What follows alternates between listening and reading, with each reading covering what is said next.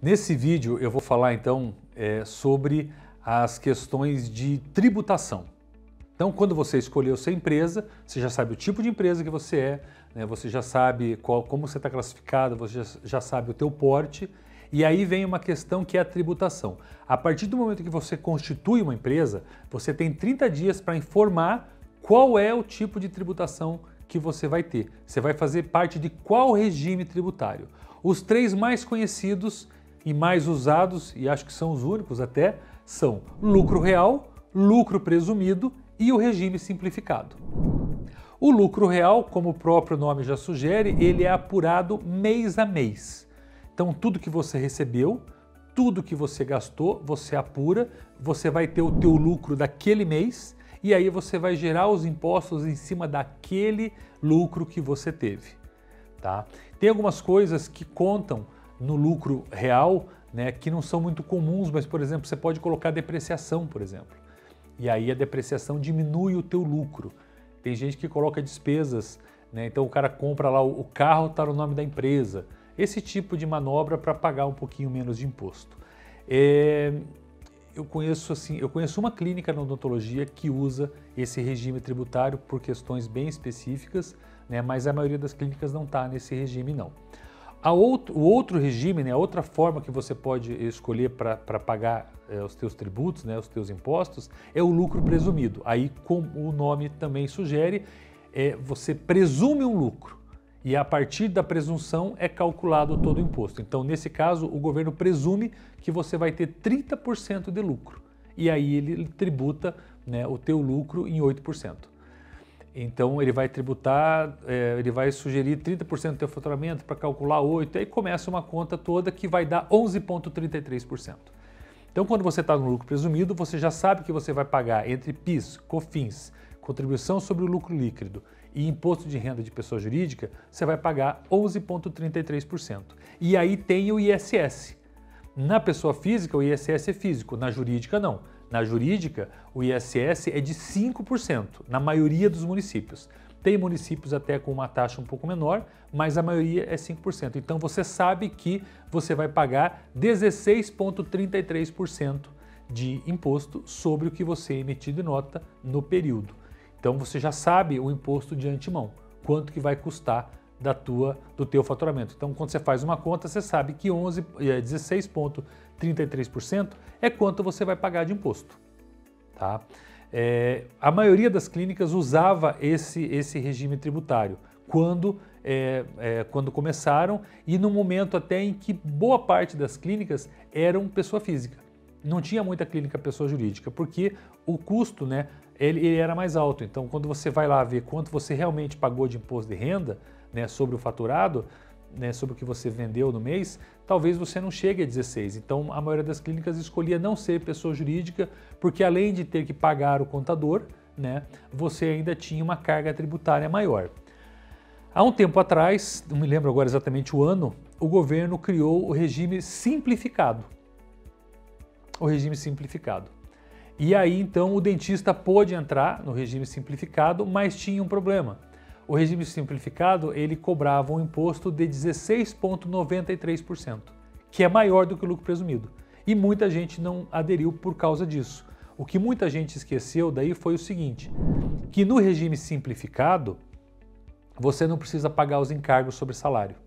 Então aqueles 22%, aqueles 5,78% do sistema 5S que eu comentei anteriormente, né, esses 27,78% que você paga a mais, né, que você paga sobre o salário do teu funcionário, esse imposto ele passa a não existir. Ele vem junto na alíquota do Simples. Então, mesmo pagando 16,93, talvez fosse mais barato para você por causa de não ter que pagar os encargos trabalhistas. Mas isso passou meio que despercebido. As pessoas não foram estimuladas e aí isso ficou meio de lado. Em 2017... em 2016, o governo fez uma mudança no regime simplificado. Ele criou outros anexos para enquadrar as profissões, né, as atividades comerciais, e aí ele mudou a regra, deixou de ser anual para ser sempre dos últimos 12 meses, então se havia uma mudança, um aumento de faturamento, imediatamente a empresa já passava a pagar mais imposto, e aí quando ele fez essa mudança, o imposto inicial passou a ser de 15,5%. Então ele criou faixas de faturamento. Então quando você entra, você fala, eu quero estar no regime simplificado, você vai entrar no anexo 5. E aí você entra na faixa inicial, que é até 180 mil de faturamento por ano. Essa faixa inicial é 15,50% de imposto, que é menos que 16,93%. Então começou a valer a pena. Opa, meu imposto vai ser menor e eu ainda tenho os encargos. A segunda faixa é de 180 a 360, de 360 a 720, até você chegar em 4.800.000. Então, conforme o teu faturamento nos últimos 12 meses, você vai pagar um valor de imposto. Eu vou ficar na faixa inicial para ficar fácil a comparação, né? Mas, então, no anexo 5, quando você entra, até 180 mil, você vai pagar 15,5%. Aí o governo criou uma regra para estimular o emprego, para que você contrate funcionário para o teu consultório. Você e os outros profissionais que podem entrar no simplificado. Ele criou um anexo 3, e no anexo 3 ele criou uma coisa chamada fator R. O fator R, ele é o seguinte, é um gasto que você tem que ter com funcionários, com prolabore e prestadores de serviço. Esse gasto tem que ser 28% sobre o teu faturamento. Então, se você fatura 10 mil, você tem que gastar 2.800 com salário prolabore. Isso faz com que você tenha que ter um prolabore geralmente maior do que um salário mínimo. Então, você acaba contribuindo um pouquinho mais. Então, quando você olha o teu faturamento e compara com a tua folha de pagamento e vê que você gasta 28%, você pode então entrar no anexo 3. A diferença é que de 15,5% o teu imposto cai para 6%. Dá 9,5% de diferença. Se a gente falar no faturamento de 10 mil, dá R$950 de diferença de imposto a menos que você vai pagar para o governo, que você pode gastar, por exemplo, com o custo que vai ter o teu prolabore um pouquinho maior. Então, aí é uma questão de fazer conta para ver o que vale mais a pena. Mas a regra básica é essa. Quando você escolhe pelo regime simplificado, tá? Quando você escolhe o regime simplificado, você vai então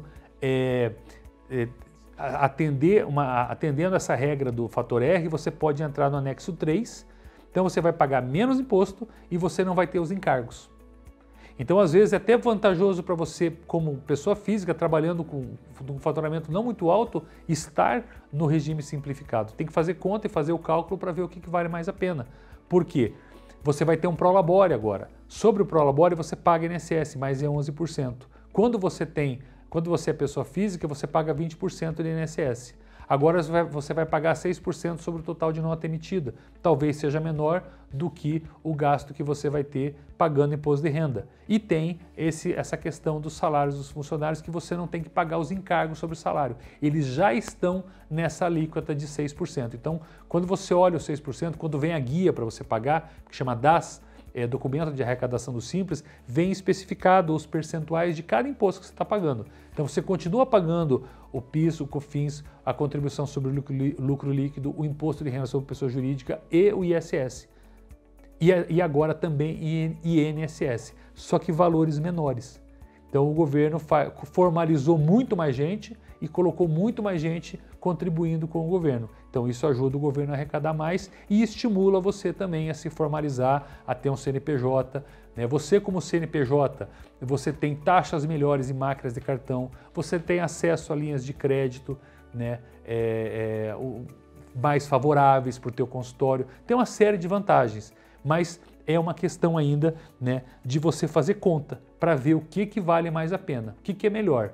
Eu ser pessoa física ou ser pessoa jurídica. Então não é uma decisão simples, tem vários critérios que você tem que analisar ali para verificar qual vai ser a tua opção. Né? Como regime tributário, na maioria dos casos o simplificado é o melhor. Tá? Ele é o mais adequado para o teu consultório, ele é mais simples, né, de lidar, como o próprio nome fala. Né? Você tem uma série de situações ali que você não tem obrigação de fazer, né, no teu consultório, mas ainda assim, né, voltando na questão da jurídica, enfim, você precisa de um contador para fazer todo esse processo para você. Então é bom que você entenda um pouquinho sobre como essas coisas funcionam e qual é o impacto disso no teu dia a dia, no teu consultório. Né? Então, observe, veja a tua situação, veja a tua realidade para definir o que é melhor para você, se é ser física ou se é ser jurídica. E aí, sendo jurídica, você vai seguindo todos os passos para estar ok, para estar dentro da legislação, né, do que pede a legislação brasileira. Obrigado por ter assistido esse vídeo. Não esqueça de se inscrever no canal do CRO Play e ative o sininho. Aí você recebe a notificação no teu celular quando tiver novidade para você ver.